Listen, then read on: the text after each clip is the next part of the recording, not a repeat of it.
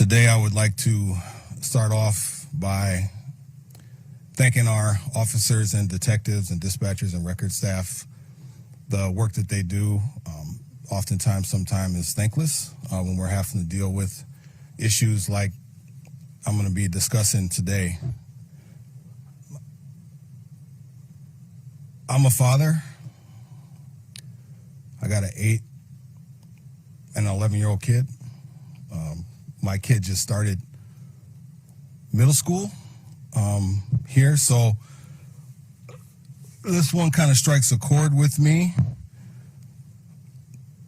But today I just want, as I discuss what took place, I just really want everyone really to give the victims as much privacy as they possibly can, because this is not about them. They've gone through enough. So I'm going to explain what happened. Earlier this month, multiple victims showed up to the Bloomington Police Department to report that they were assaulted sexually. They stated that they were assaulted over 100 times for a period that spanned about 8 years. All of the assaults took place at a residence here in Bloomington, and when these assaults started, they were 10 and 11 years old. The suspect in this case, who I'm going to talk about in a second, took the innocence away from the victims here. And just imagine now the victims are going through therapy. And just imagine now you're going through therapy and the person that assaulted you is out here living their best life. And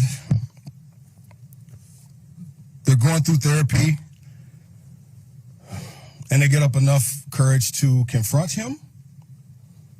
And when they confront him, he says something to the effect of, "Next time I'm going to tighten my belt and keep my pants on." Well, Mr. Alexander Bertsch, 28, of Richfield,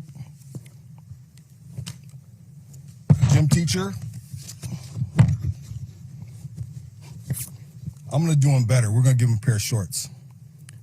We locked him up on August 30th at Fair School in Crystal before he could come into contact with any more students. He was a middle school teacher last year at Plymouth Middle, a trusted position to deal with our kids. And he tells someone who calls him, who was victimized, the next time he's going to keep his pants on. Well, gym teacher, we got some shorts for you.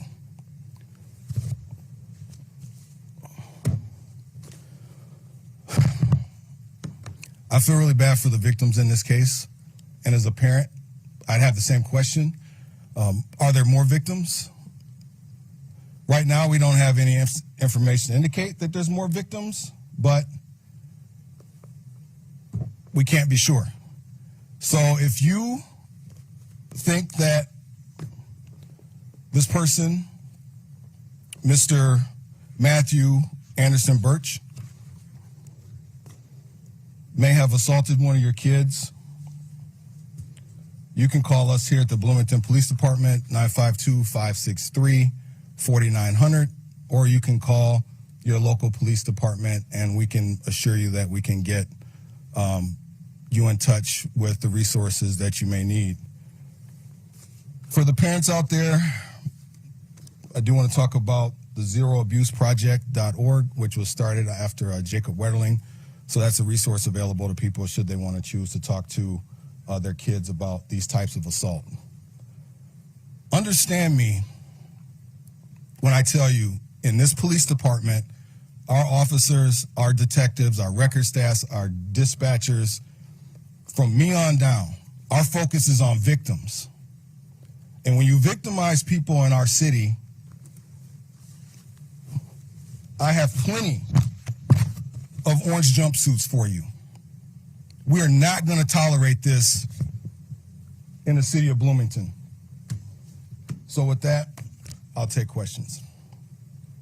Is there a sense of what the connection was between him and the two victims? So for me, I'm going to protect the victims here, but that information, some of that stuff's in the complaint, but yeah, it's really,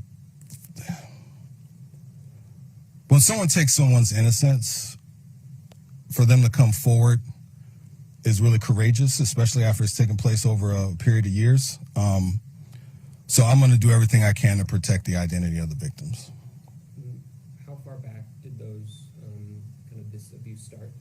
So it was over a period of 8 years. So I think between like 2013 and finally coming to an end in 2019 with the victims in this case. Okay, so there's no sense in the last couple of years that they were involved? With these victims, yes.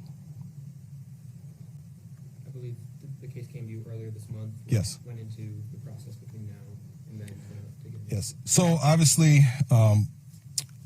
so the question was, when we took this report, what took place between now or then and the time to get him locked up? Our detectives had to do their due diligence with the investigation. And like I said, our detectives are the best at what they do. And obviously, when you're dealing with someone who is in a sensitive position with kids, we want to make sure that all our I's and T's are dotted. And our investigators, God bless them, who deal with people like this, who commit these acts, they know what they're doing, and we need to give them time to do their work. How much contact was between the police department and the school system that had employed the last year or so? We just talked to the school district where we arrested him at, which was the which was the Fair School in Crystal. Most of the occurrences, if not all of them, occurred In the city of Bloomington, yes. So, and I just want to clear up here any speculation. He never taught at Bloomington schools. So I know like Bloomington residents are going to ask that. No, the assaults took place here in the city of Bloomington. one location. One location that we know of.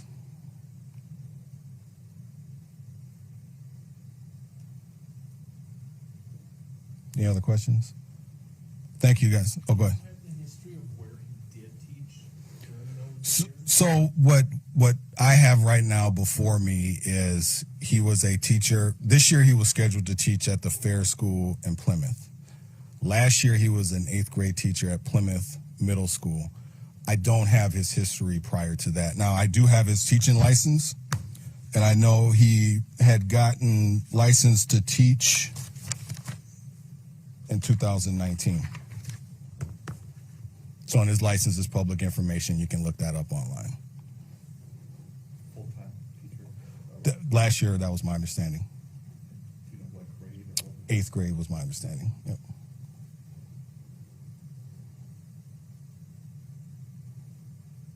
Any other questions?